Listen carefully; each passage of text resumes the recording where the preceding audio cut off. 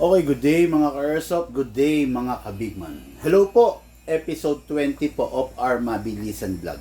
Hello po, shoutout po sa iyo Sir Jimmy Serrano of Etiague, Isabela. Okay? Mga ka-airsoft, yung unit niya, Glock 35 Silver Edition. Glock 35, alam niyo naman, ang Glock 35 is kakontra ng Glock 34, no? Ang Glock 34, single fire only, pero ang Glock 35, ayan, equipped with single fire, pointing upward, rapid fire pag ibinaba. Okay? So, ibig sabihin, yung unit dual firing mode. Single fire and rapid fire capable. Bago tayo magsimula, meron tanong, Big Man, kung yung unit ko may rapid fire, matibay pa rin ba? Actually, mga ka-airsoft, no, to tell you honestly, walang matibay na unit sa rapid fire, no? Hindi natin kayang i-predict kung kailan bibigay yan. Nakadepende yan sa paggamit mo rin, no? Kasi ganito, hindi ko mo may rapid fire, mayat maya mo ira-rapid fire or madalas ka mag-rapid fire. Sa totoo lang, napakadalang pa sa pagbilog ng buwan ang pagra-rapid fire, no? Kung every month, isang beses bilog na bilog ang buwan, parang dapat ganun lang ang paggamit ng rapid fire, no? Kasi na-agitate yung unit sa pagkasira during the rapid fire kasi rapid nga rapido, no? Dire-diretso. Actually, ang isang pistol, sa totoo lang, hindi naman siya designed for a rapid fire. Added features lang yon ng maker para syempre mas mag-enjoy tayo sa airsoft. Kaya lang, ang tanong, mag-e-enjoy ka ba kung yung airsoft mo palaging sira? Di ba? Kaya, ako masasabi ko sa inyo, huwag ninyong dalasan yung paggamit ng rapid fire kasi mas madalas ang magiging sira ng airsoft ninyo. Okay? Glock 35 by the WE full upgrade version. Number 1, yung unit kasi natin ay lagyan na muna natin ng oil sa ibabaw, no. By the way, Sir Jimmy Serrano, last stock kasi to, kung mapapansin mo, merong konting galos, no? Diyan, merong konting galos pero kasi ano to brand new to pero ikinasa kasi ng customer while habang pumipili siya, no. So ang tendency kasi pag naikasa ng walang silicone oil, ayan, nagkakaroon ng galos, no? Pero wala namang epekto sa performance. Mag-comment ka lang agad or mag-message ka or tumawag ka kung ayaw mo to, palitan natin ng all black unit. Pero kung okay lang naman sa iyo yung kapiranggot na yon, wala naman tayong problema. Okay, kasa natin. Then ilock natin manually ito. Okay, then sprayan natin yung mismong nozzle nando sa loob. Itong unit na to mga ka-airsoft is naka-fix outer barrel, naka-fine tuning, naka-trigger job. So tatlo ang upgrade lang nito, hindi siya naka-enhance big bore nozzle at hindi rin naka-half rubber. Okay, spray tayo sa nozzle sa loob, yun.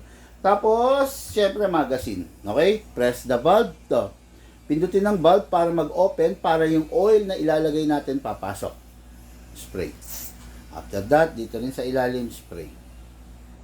Okay. Itong unit na to mga ka-airsoft is compatible only with one types of gas, which is the 12 kg. Upside down, then press down.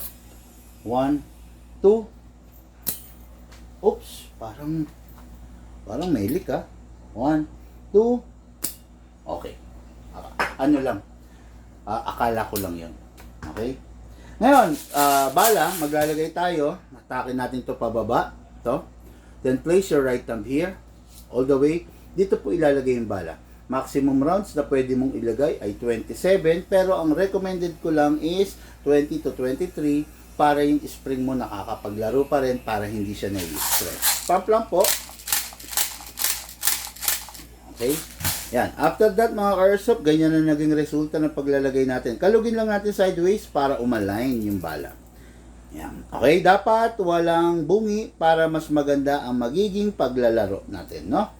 Ngayon, iwasan natin na ibababa to para hindi siya maupod, mapudpod. Okay? Ang pinakasikreto dyan, huwag mong ibababa manually. I-pull back mo lang tong slide.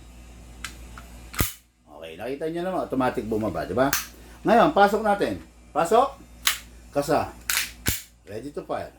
Always start single fire. Parang pag nagda-drive ka ng sasakyan, always start primera. Firing.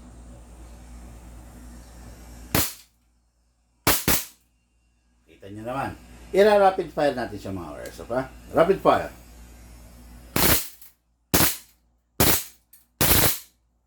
Ngayon, pwede mong ibalik sa single fire anytime you want. Tulad ng sinasabi ko, huwag ninyong ibabad sa rapid fire kasi yung unit ninyong prone sa pagkasira. Okay, firing! Ubusan ako ng gas. Sorry. Lagyan ko ng konting gas mga ka-airsoft, ha? Pagpasensyaan nyo na kasi kung natatanaw ninyo yung aircon, ayun no, nakatapat sa gas. Nakatapat ako sa gas. Alam niyo naman ang airsoft natin, hanggat maaari, ayaw niya yung malamig, no? Kaya pag gantong malamig, tulog yung gas natin, no? Lagyan natin konting bala, dagdagan pa natin, ha? Okay? Okay. Pasok ulit. Siyempre, kasa. Ready to fire. Open slide. Kasi wala na siyang bala. Next thing to do, release the magazine. Then, siyempre, release the slide. Then, rest the hammer. Ang hammer ng Glock nasa loob by pressing the trigger.